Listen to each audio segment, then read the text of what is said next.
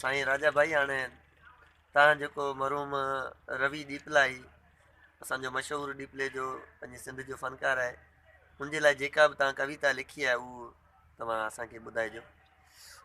कविता ॿुधाइण खां अॻु में माण्हू त यार वीचारा अज़ीज़ डेली वीचारा मरनि पिया।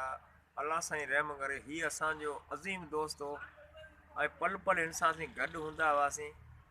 यकीन करियो त हिकिड़ो माण्हू न हो, फ़िरिश्ते लेवल इंसानु हो। ऐं एॾो असांखे ॾुख थियो आहे, हिननि जा वीचारनि जा अज़ीज़ हुया, उन्हनि खे अलाह साईं सब्र ॾे, हौसलो ॾे, हिमत ॾे। मूं कुझु ईअं माना उनजे लाइ थोरी पियो पियो लिखियो आहे, चाहियां थो तव्हां ॿियनि दोस्तनि खे बि इहो शेर ॿुधायां।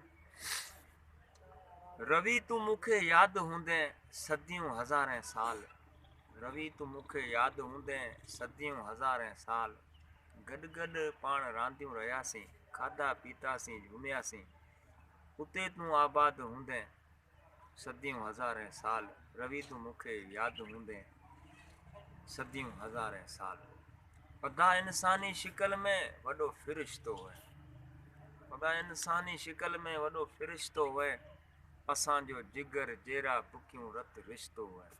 ज़बरदस्त। रवि तूं मूंखे यादि हूंदे सदियूं हज़ारें साल, गॾु गॾु रांदियूं रहियासीं, खाधा पीता झूमियासीं, उते तूं आबाद हूंदे, रवि तूं मूंखे यादि हूंदे।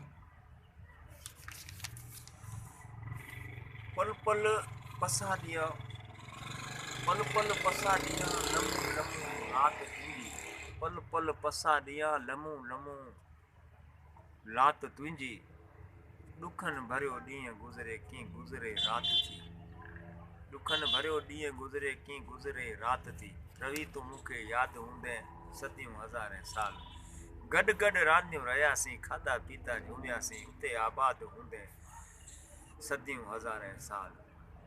अंदर आईने जियां तूं दिलि साफ़ हुजरो, अंदर आईने जियां तूं दिलि साफ़ हुजरो, दीप लाई ॾाहु ॾिया ॿारे, संगत खे कयो तो सोजरो, रवि तूं मूंखे यादि हूंदे सदियूं हज़ारें साल, गॾु गॾु रांदियूं रहियासीं, खाधा पीता झूमियासीं, उते आबाद हूंदे, रवि तूं मूंखे यादि हूंदे। रवि बिना राजा आरज़ू जी चंड बिना चकोरड़ी, रवि बिना राजा आरज़ू जी चंड बिना चकोरड़े, बस अदा मालिक जी हुई मर्ज़ी बाक़ी आहे शोरड़े, रवि तूं मूंखे यादि हूंदे सदियूं हज़ारें साल, गॾु गॾु रांदियूं रहियासीं, खाधा पीतासीं झूमियासीं, उते तूं आबाद हूंदे, रवि तूं मूंखे यादि, रवि वाह तूं राजा मूंखे वाह। यादि, रवि तूं